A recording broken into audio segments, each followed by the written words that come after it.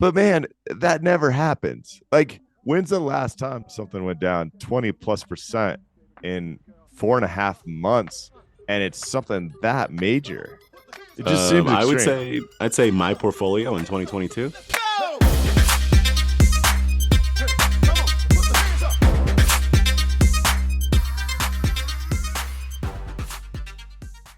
This podcast contains the arguably witty banter of two friends, Skippy and Doogles, that like to debate about investing. The content is intended to be entertaining and for informational purposes only, not investment advice. You should do your own research and consult a financial professional before using any of the information in this podcast, and especially before investing. You will never guess, my friend. I'll never guess your friend. That's pretty good. Yeah, that's pretty good. You will never guess. You will never guess.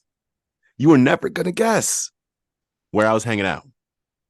Never gonna guess it. Never gonna guess it. I mean, never gonna guess it. Never gonna guess it. New York City, first of all. And then to be more specific, where did I have a little layover on the way back from New York City? like, you can't get a direct flight. What are you? Times So are really tough. I had a little Doogles house, layover. huh? I had a little layover, and a friend of mine told me to get out there. Do you know where it was? They were like, No. stop hanging out in Pity City. I went to Pity City this week too. Oh, Pity City's not a good place to be. Pity City's not a good place to be. I tell you that. Yeah, you could have a layover, but you can't hang out in Pity City. That's how it goes, right? Was that the Eagles? Was that the Eagles right there? Yeah, I mean, I stopped over. I was like, you know what? I'm gonna hang out here for a little bit. And then, lucky for me, my good friend Andy Owen called me up and said, "You got to get out of Pity City." Are you catching on? All right, Andy Owen. Got it. Again, Andy Owen is the CEO, not a friend of mine. Okay, let's. Yes, I found a direct flight back from New York. I had a direct flight back from New York. This was all just, as they say in the parlance of our times, a ruse here. Andy Owen is the CEO of a company called MillerKnoll. MillerKnoll, you probably actually know their products made under the brand name of Herman Miller. They got chairs that will make your back feel straight. Oh, quality chairs. Was that really what I came up with? Like, isn't your back just straight? Like, I don't know. They got good chairs, real good chairs. But if you haven't checked out this video, you should check it out, because I mean, we've covered a few times over the past couple of years. CEOs are coming out and showing their true colors, or some kind, maybe not their true colors, but they're showing colors that they shouldn't be showing. Most of that happened when they're crying on LinkedIn. Most of that happened when they're talking about how they feel so bad, laying people off over Zoom. Some of that now, via Andy Owen, is coming out telling people to leave Pity City. She claims that Pity City is the place where you hang out when your CEO gets a $6 million bonus and you don't get a bonus. That is Pity City. Well, let's just get the facts right here. She only got a $4 million bonus, Doogles. That you know of. Total comp was around 6 million. You know, one of my favorite things about this eavesdropping on a CEO's call with their employees is a lot of them are still at home, and you get to see like into the what I assume is Andy's house, which is hilarious. There's a lot of pressure if you lead Herman Miller, basically, to have your office decor truly be on point. And I only give her office decor like a B plus, Doogles. It's not that great. Pretty good. She got chairs. She got chairs that'll make her back feel straight. But to the heart of the matter here, because I'm not sure if this is anything or not. I think it's amazing how frequently people stick their foot in their mouth. But that happens because everything's recorded and everything's documented these days. I don't know about her true character. True. How fired up should we be about this? She said something that I think is regrettable and pretty stupid. She makes, many multiples what the average employee in her organization makes, and took home a $4 million bonus when they're taking home zero. I understand why they're upset, but how upset should we be? I don't think we should be upset necessarily. What I actually think was most interesting about this is how it progressed. Because if you watch this clip, it's about a minute and a half, right? You watch this clip, and the first 45 seconds of it seems like it's scripted, I'll say, right? Like she's following the the talking points, and then all of a sudden it just seems like someone came to her and said, just drop the lyrics, and she all of a sudden just starts going off the rails for like no apparent reason. It seems like that's what's No, like strange about it. no. What's happening? I'm pretty sure you can follow her eyes. She's looking at comments coming in the chat box. Also, she gets fired up by the chat box. Yeah, so there are a couple, I think like two or three, more than one, that had a tone that didn't set well with her. And that's where she started talking about Pity City. And I mean, think about it. Okay, We okay. talked about commercial real estate being depressed. When commercial real estate is depressed, selling office furniture to commercial real estate is a really tough business. I understand her perspective. I think it's just delivered incredibly poorly, and it's completely disconnected from the realities It's of it's true what her because there's employees face. the message that she's sending. I actually think is an interesting one. Like what she's trying to say. So you can watch the video yourself, but what she's trying to say is, let's not think about bonuses. Let's think about what the targets for our company are, and like nail the targets. Like let's rally as a company and hit our targets. That's what she's trying to say. And now, but to your point, the way she drops that, talk about Pity City, is I don't know, tone deaf. Like it's just like it's not quite a. And she apologizes. She goes, "I'm sorry that my rallying cry," like it doesn't even come off as if it's supposed to be a rallying cry, but I know that's what she's trying to do. Last thing, her rant is kind of funny because her rant like lives in Pity City. She's like, she goes to the depths of like, woe is me as the CEO of this company. That's what you get paid for. I mean, when times are tough, that's when your job really sucks. That And is I true. guarantee her job really sucks right now. So That's true. but I guess true to her word, she just took a quick stop, Pity City. Yeah, exactly. She had like a 15-minute layover. It's all good. It's all good. All right. Before we hop into the real episode, please go rate and review the podcast. And we always love that listener mail. So skippydoogles@gmail.com. Hit us up with your questions, with your comments, with your statements. Thank you for all those that do send in the listener mail. We do appreciate that. And I want to start off in my fishbowl with somebody that surprised me with their financial know-how. We discussed how people are getting into trouble, right? People are getting dragged into lawsuits. We got Kardashians. We got maybe Matt Damon. We got all sorts of people that got mixed up in the crypto. Shaquille O'Neal mixed up in the crypto. And when the FTX went down, they were all people that were touting it, talking about it, all mixed up in it. So they're getting sued. But there was one person, my girl, who said, "Oh no, you don't do me none, son." And this is T Swift. Taylor Swift was asked if she would endorse FTX. And Taylor Swift, this is the only way I can imagine this happen. Taylor Swift was wearing her glasses and she dipped them down. You know what I'm talking about? Like when you got glasses on and you just go, like you just kind of like put them down on the end of your nose. So people know that you're about to condescend the crap out of them. And she said, and I quote, "Is these coins regulated?" Just a quick recap. When you quote someone, you actually have to say what they said, Oh, Doogles. I usually, when I say "and I quote," I usually go to something they definitively did not say. Yeah. The actual quote is, "Can you tell me that these are not unregistered securities?" Oh, That's okay. the actual quote. It matters. It actually matters in this case. All right. Is So these regulated coins? we're going to Swifty land. I didn't think the podcast was ever going to Swifty land, but it's clear that my knowledge of Tay is vastly superior to your knowledge of Tay. You don't know much about Taylor Swift's upbringing, do you? Oh, I do not. Spit Her on it. dad, Scott Kingsley Swift, is a former stockbroker for Merrill Lynch. Her mom is a former mutual fund marketing executive. Of course, Tay knows this. Like this is why some of her music deals are off the charts good, and why she generates more, let's call it profits per Mm-hmm. like album, per concert, per she's on top of the world because she Scott has a really good advice in her corner. Scott Kingsley Swift. First of all, is an awesome name. Second of all, is that like the name of the sparrow from some Disney movie in the 1980s? Like, it just, I feel like Scott Kingsley Absolutely. It's Swift. a little bird Oh, flying around somewhere. Yeah. yeah, I love it. Okay. I didn't realize all this. Yeah. And I mean, you even dropped the Tay Tay knowledge. So I was talking about my girl, but obviously, you know a lot about Tay Tay.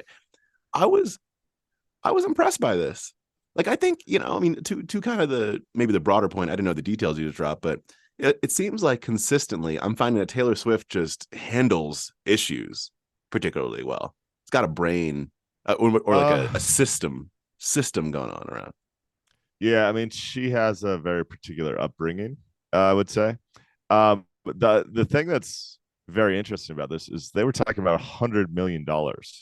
So that tells you something else too. These celebrities that maybe they even knew to ask the questions, but they got blinded by the money. It tells you that $100 million for her is like, that's kind of nice, but I'm still gonna do my due diligence. I think all the other celebrities you named were like, oh, 10 million bucks, $1 million. Like, I'm I'll in. do it. I don't care. I mean, Yeah. Matt Damon was saying he did it for the water.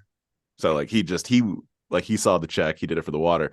I saw one account that they offered Taylor Swift $100 billion. And I was like, hold on. So I had two thoughts actually. In One, Dogecoin, 100 billion yeah, there you go. Dogecoins, I think. My first thought was like, okay, this is a typo, an obvious typo. My second thought was it seems kind of like something that FTX would do, so like it just offer $100 billion. The organization that has all of its, maybe not all, like you're already calling me out, so let me go back.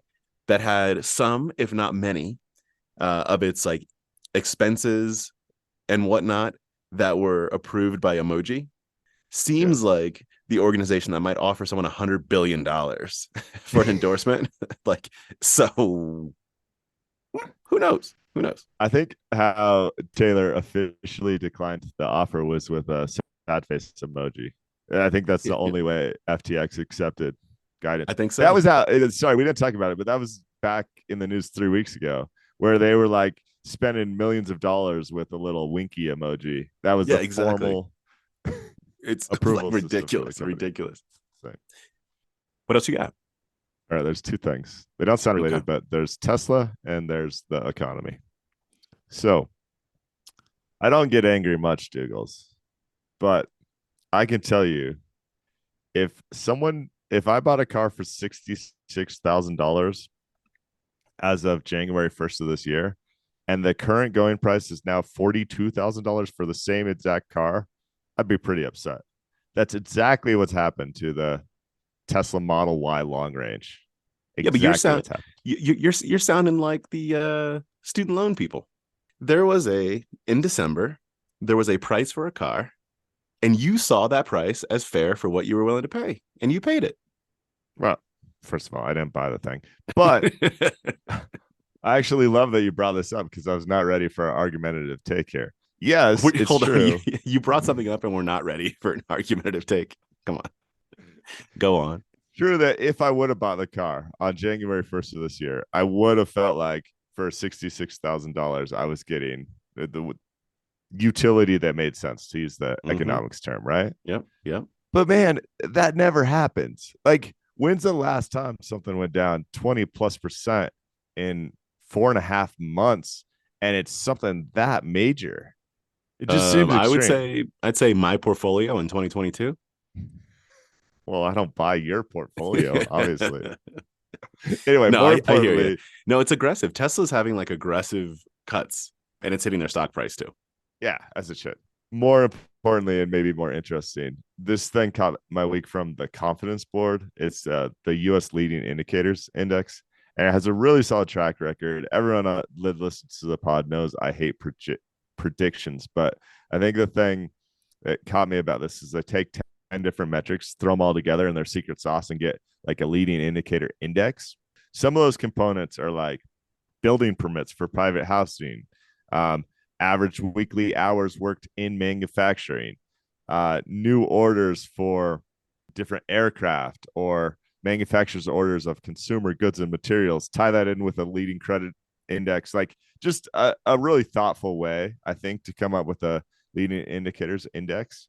So you put that all together, and according to their metrics, like it's slam dunk, recession is on its way, unavoidable, everything else. We talked a couple of weeks back about the Fed also using the recession language. I don't know that I care if there's a recession or not. Like, it's not going to change my investing. It's probably not going to change my daily life, but it is fascinating to ponder, right?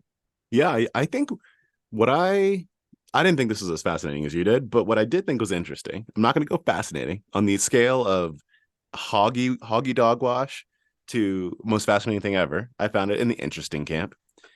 And what I think is interesting is they kind of said, how does the economy work? Like, and what are the thing? What by that I mean, what are the things that people do or don't do, depending on. I'm making this up a little bit, but like from what I saw, do or don't do based on where their financial situation is. And I mean like businesses. When I say, I'm not just talking about consumers, I mean like businesses, etc. And so therefore, what are the things that you're likely to stop doing if your financial situation worsens? And it seems like it's like a really interesting take on putting a few things together. I thought it was pretty cool. I like that. I continue to think about this time that we're in right now and how weird it is when you compare it to, for example, right? Like if you look at the charts they have, where we are right now is like approaching but not fully there to the time period that they had back in like the 2001, 2002 era and in like the 2008-ish era, right? Yeah. And like it, as much as we talk about how things could be on the brink of something, credit not doing well, and how, you know, people might have more bankruptcies or stock market might crash, all that kind of stuff. Like it just doesn't fully feel it right now. But when you look at this graph, like we see these graphs like this one where we go, like, this doesn't feel like 2001, 2002. It doesn't feel like the great financial crisis. But we look at these things and it seems like we maybe should be. Do you see what I mean? No, absolutely. But here's the fascinating, like, why I think it's fascinating more than interesting is, to me, this all makes sense. I think it's sound analysis, and I think a recession is coming. But what you're articulating, which is much more important than if a technical recession by a antiquated definition actually shows up or not, is like, what does that recession look like? Does that mean that you have 3 months of challenges and everything reverses and it's great? Or does that mean you're in the depths of economic contraction for the next 2.5, Decade. 3 years? Like that, we don't know at all. And that's the really relevant thing. That's why I'm saying this. I'm not taking any action on this. But if you look, I'm looking at their 6-month trailing trend, for these 10 indicators. 8 of them are down and 2 of them are just barely above zero. Like we've gone to a point where a lot of things seem to be headed in a negative direction, rather than it's this mixed bag of we don't know what, it's crazy times, it's post-COVID world. The stock market is disconnected from the unemployment rate. Like I just feel like there's now momentum where a lot of things are lining up in a negative direction. Yeah, I think that's right. It's kind of like if you ignore everything Kathy Wood says, because Kathy Wood's like, we're at the start of a 50-year bull market or something. If you ignore all that, it seems like definitively, I'm using a strong word which you can't use ever, but I'm going to say it. Definitively, things aren't good. What we don't know is, are they bad and how bad? But it seems like nothing points to, let me say that instead of definitively, nothing points to things are good. Yes, I like, if we take definitively out of it, well, even that, Doogles, the unemployment rate is still pretty impressive. 3.5%, right? The unemployment rate is low. Now, what I still didn't dig into, but we talked about last week, is labor participation rates are also lower, which for changes good that reason, equation. because of the aging population. So don't try and bait and switch me on that, Doogles. I know. I tried. You didn't even bite a little. It wasn't even a little nibble. Okay. I see what you're doing Point there. being, I'll No, I tie hear one you. more thing into this. A lot of things are headed down. And the final thing that I have to mention here, because I've been gilling about it, is that the National Association of Realtors came out with the median existing home price, and that's also way down. The biggest 1 month decline in an extended period of time. I don't have that number in front of me, but I told you housing was too expensive. Housing is headed to and price corrections are happening. Like, Yeah, except I saw this recent study.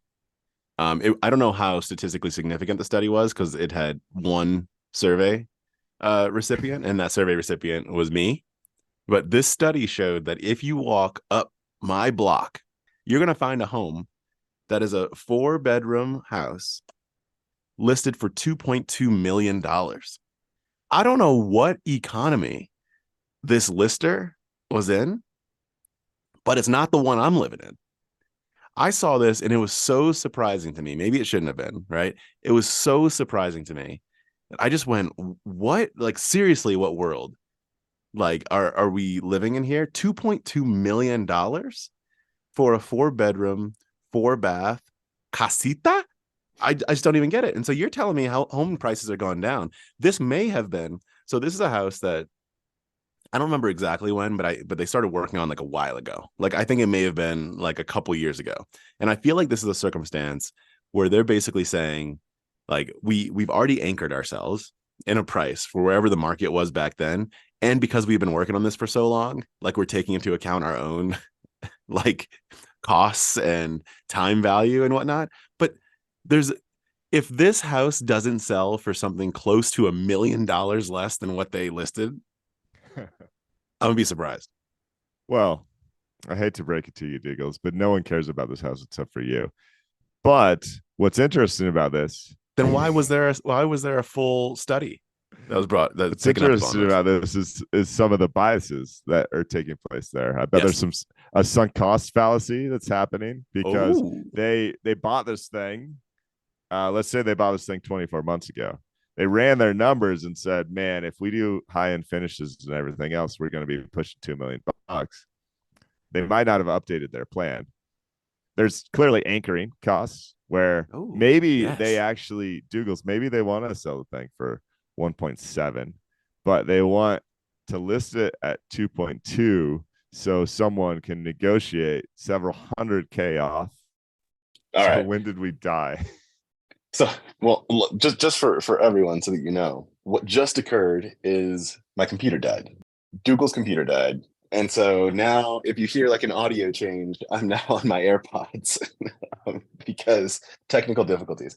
But you were talking about all the sunk cost fallacies and all that stuff going on, which I agree with. Like, I think there's something like that going on. It is fascinating. This is the schizophrenic economy that we've talked about a while back that I now feel like the trends are changing to mostly negative, but there's still some people out there that think same as it ever was kind of that interest rates are 3% and Yes. that there's people looking to spend 2+ million on gosh, kind of a how can you even describe it, Douglas? I mean, this is not a mansion. This is not a place with 10 acres or a pool or anything like Yeah. that. It's And you kind of have to be, if you think about who's going to buy the house, right? In any certain like any transaction, you're thinking about who's your target market.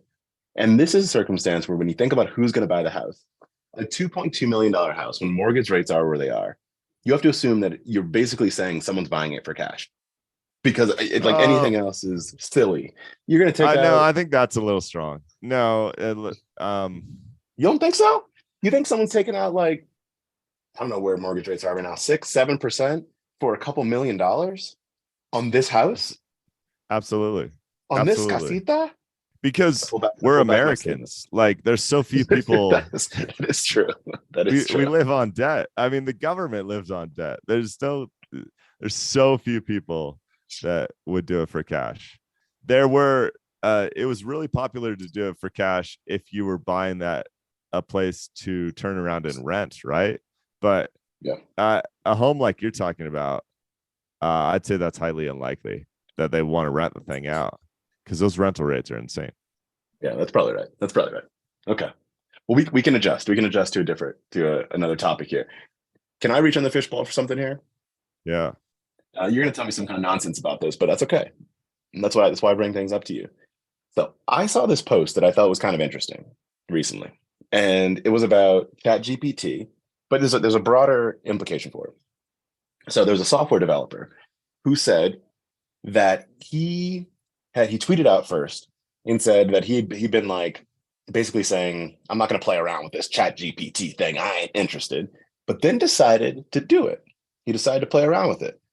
And his takeaway from playing around with it was that 90% of his skills are now worth $0 in software development.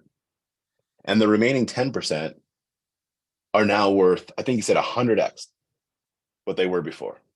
And I think this isn't just limited. The broader implications I was talking about was this isn't just limited to this individual, right? I think what's interesting about this is that like that is the macro point around most technologies in general, not even just talking about ChatGPT. Like when you have technologies that that are groundbreaking, I thought might be aggressive to use here. We don't know yet, but that's kind of the way it works.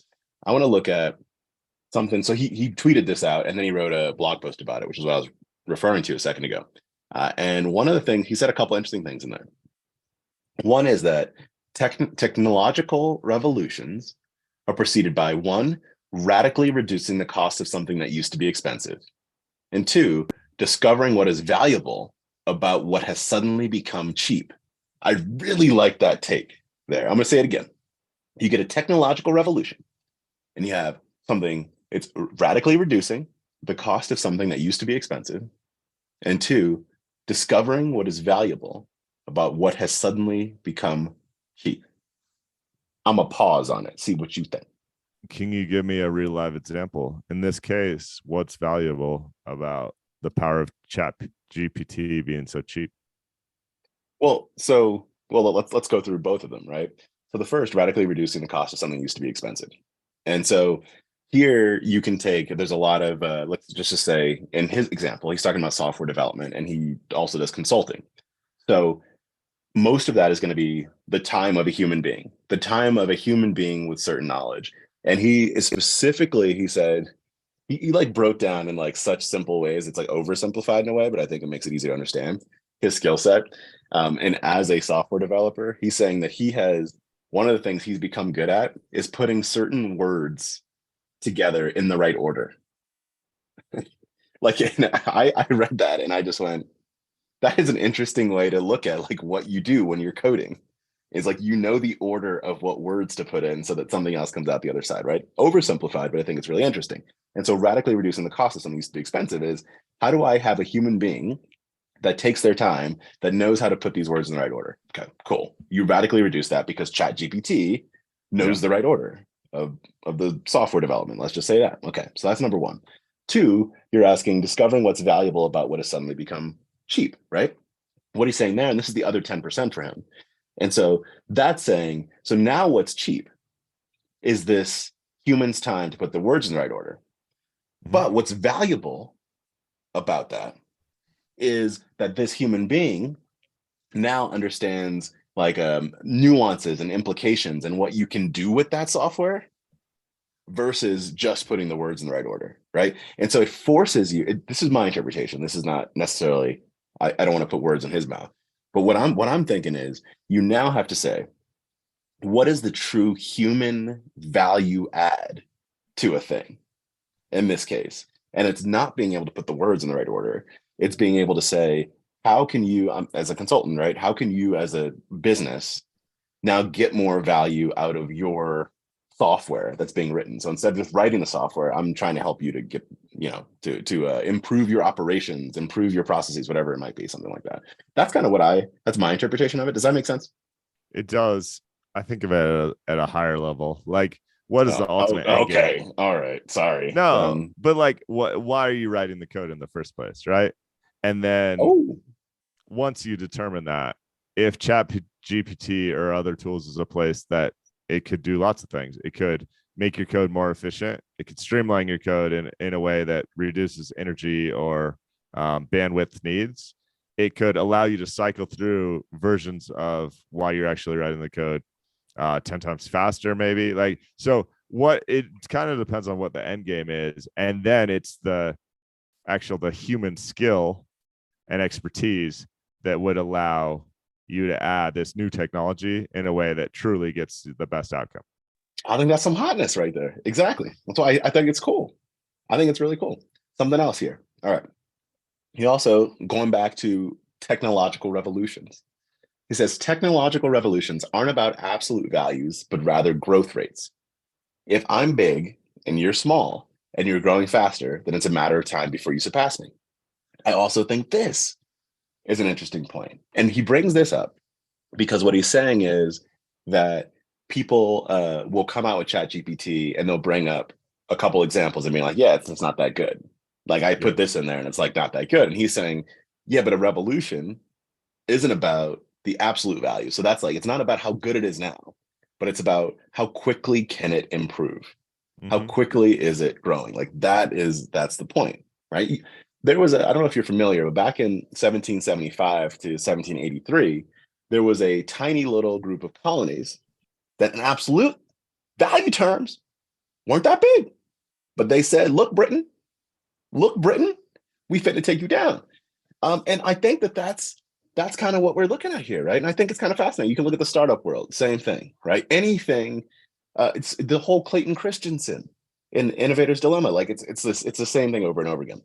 Whether or not it's going to be ChatGPT and whether or not this is the technological revolution he's talking about, I think the points are like really interesting and important. And that broader point around this is not scientific, but when he says 90% of my skills are now zero and 10% are now worth 100x more, I think that like that is something that people and organizations and even investors should consistently be trying to make happen, right? You should be saying, what is the expensive thing that I'm doing today?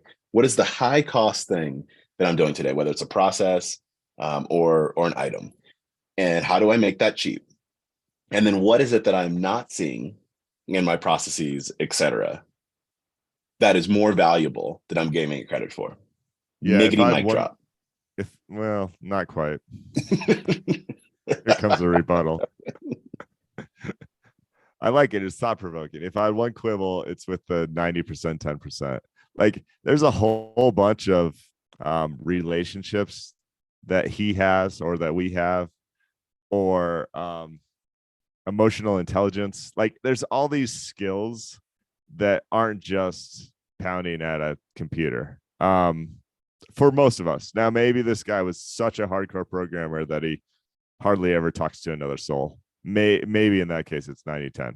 But for me and you, it might have eliminated some of our skills or significantly reduced the value, but there's way more than 10%. That's still like massive value add. No, yeah, I think it's the point, right? This isn't scientific. It's kind of like the broader point. You need numbers that are that drastic to feel it. And it also like what it gets me thinking about, and this is some things we talk about at work too when it comes to ChatGPT, is there are things that you pay people to do, right, in the organization that aren't necessarily their skill sets. It's just like this is a thing that has to get done, and this job requires it to get done. But when you unlock like the capability for that thing to get done that they're doing by like a machine, let's just call it, or by software, then the human can come out. It's stuff like as simple as, this is like easy stuff, right? But as simple as writing a job description. Yep. There could be someone that's like, okay, I got to write 12 job descriptions this week for roles that we're posting. And that's how they're spending their time, right? Mm-hmm. Those job descriptions can get to 80% to 90% right with ChatGPT. Yep, completely. Right? No one cares that you found this on the web.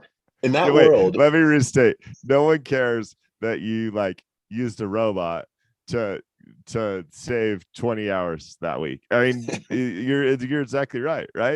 The people posting for the job don't even care. They just want a job at your company. Yeah, exactly. Half of them aren't even reading the job description thoroughly. Yeah.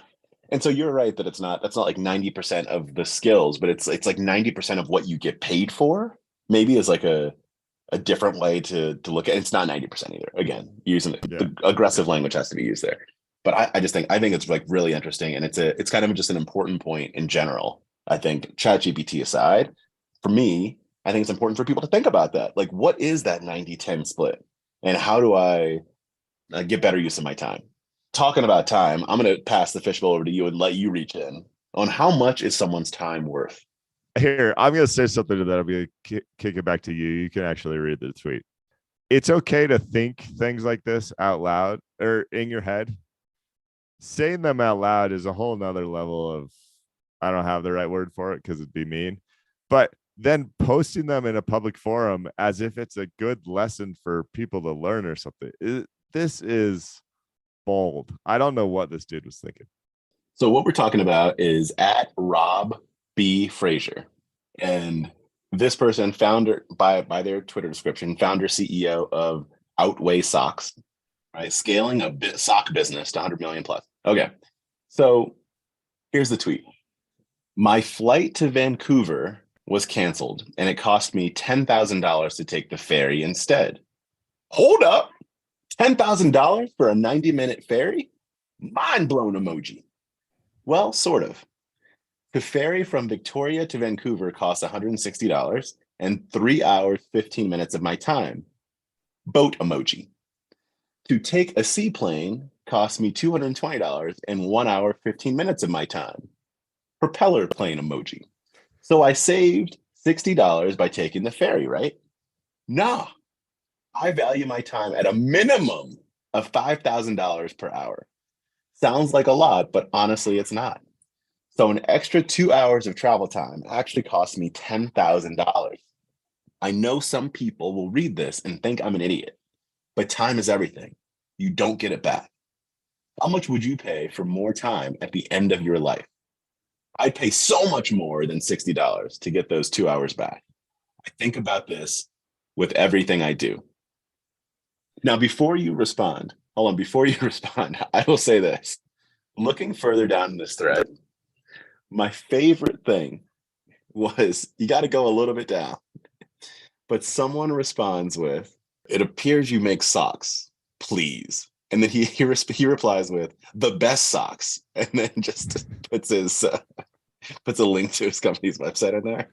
But anyway, to your like initial like point, even before I read it, like when you were giving the overview here, this is one of those things where you're like, maybe people don't go through all these steps that I'm about to lay out before they tweet, but you think a thing and then you say, this thing is worth letting other people know about. And then you fire up an application and then you start writing it, and it's not short. And while you're writing it, you're like, yeah, people do really need to know this thing that I'm saying. It's not just like your thought goes to Twitter. Like, you make a series of decisions. And one of those decisions is to say that at a minimum, your time is worth $5,000 an hour. Rob, we haven't met, but nice to meet you. I'm never buying your stupid socks. All right. That's my whole take. This reads outrageously. Doogles, to your point, he pays for Twitter Blue too. So when he hits send, so he had to spend the 10 minutes to write this up. Oh my goodness. Did he do the calculation on how much that cost him for his time? Then he hit send and ask him to verify the send. It gives him 30 seconds to take it back. Then even like the next 5-10 minutes, he could have been like, this is going to come across in a way where I sound like an absolute jerk.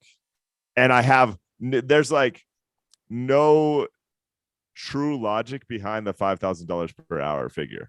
Absolutely no logic. Yeah, exactly. So what he tried to do is have a thought in his head, I assume, that said, my time is valuable. Props to you, bud. Everyone's time is valuable, and I appreciate you thinking that way. But if your time's that valuable, buy your own helicopter, buddy, because, oh wait, you probably can't. As Tiffany McGuire puts in the replies, this feels silly because you could have made a more coherent point if you just stuck to the time and price difference and left out the incredibly arbitrary $5,000 per hour that makes you seem out of touch. It's worth an extra $60 to take a seaplane because you value 2 hours more than 60. Simple.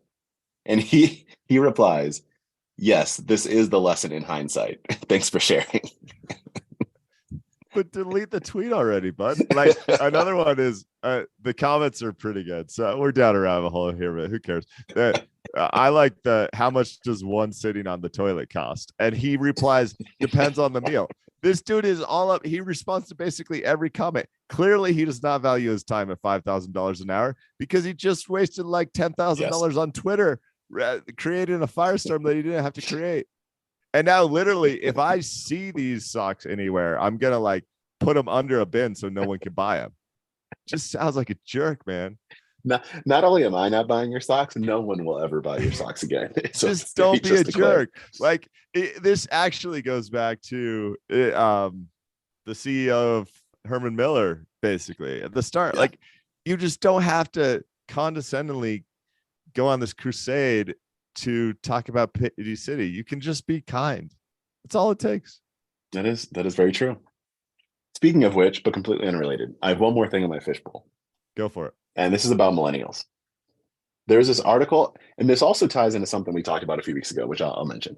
There's this article in the Atlantic, and it's called The Myth of the Broke Millennial by Jean M. Twang. What this article is about is how what you hear in the medias, what you see, like the results that come out of surveys, etc., is how the millennials are a broke generation that has been greatly disadvantaged by ... And you can list out what those things are. And it's calling it a myth because of data. Like you just need to look at the information. So here are a couple things. In a Morning Consult poll last year, 45% of millennials, compared with 35% of all adults, agreed with the statement, because of my money situation, I will never have the things I want in life.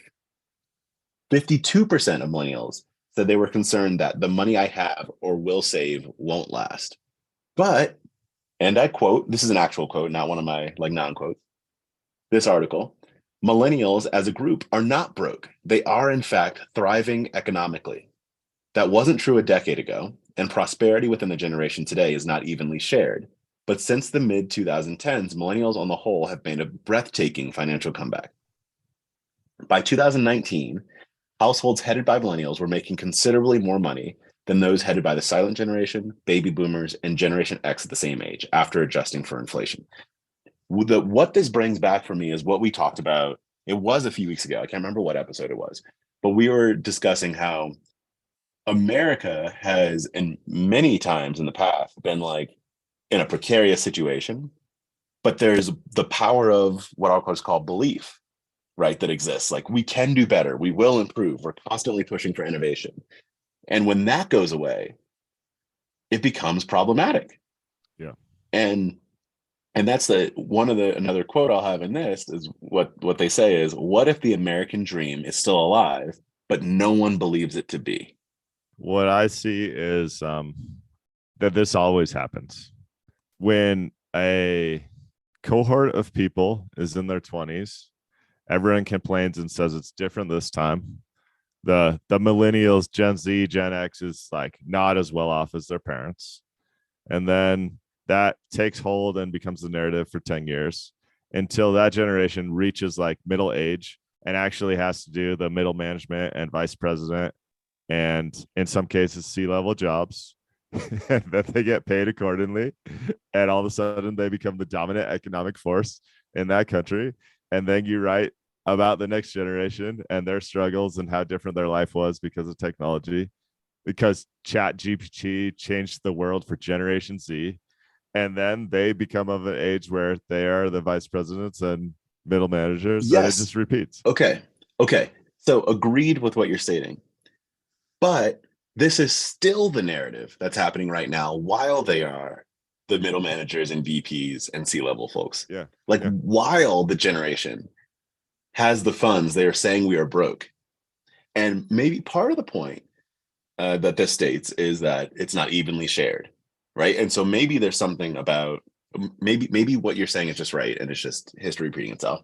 Maybe there's a part of this that is that with the internet and social media and all that stuff, you can see everyone's stories. And so it's a lot easier to see the not evenly shared part versus the aggregate. And so the anecdote becomes the narrative. It might be like a part of what's different about this generation than others? Potentially. That's it. But I found this to be really interesting. And it's also tied to when we've discussed like factfulness, right, in the past, of how like the world is getting better, but the narrative around the world is actually getting worse. Completely agree. And I think maybe the disservice that's happening here is that you try and paint millennials or Gen X with a broad brush. Like, Yes. Yeah. it's just not that simple. But you get, of course, someone has to run these companies. And when you get to a certain age, that's just what it works. I want to mention one other thing, slightly related, but only because it's in the Atlantic. Derek Thompson wrote a piece this week about American mortality rates compared to other wealthy countries. And the average mortality rate in the US is significantly less than like for your European wealthy country. One of the main reasons is mortality at an early age. And so if you have any interest in that, he has some really cool graphs in there and did a podcast on it as well. It's just another Atlantic piece that is worth diving into. Talks about the challenges that America has with people in their 20s and 30s dying prematurely. That is almost the entire reason why, on average, our life expectancy is 5 years less than in Europe and in other wealthy countries. Fascinating stuff. A couple other reading recommendations, I'll say. And I'm going to name two that are not written to be opposing, but in my interpretation of both of them, they kind of are. So one is called "The End of the World is Just the Beginning." It's by Peter Zahan. This is a recommendation from a friend of mine. Thank you for that. The other one is called "The Beginning of Infinity" by David Deutsch. And if you haven't read David Deutsch's stuff, this dude's got a brain on him. Like you were going to go through a book that talks about quantum theory and demographics, and it's like how to think, right? In a lot of ways. The reason I say, and again, they're not written to be opposing. In fact, one came out like 9 months ago and one came out a decade ago.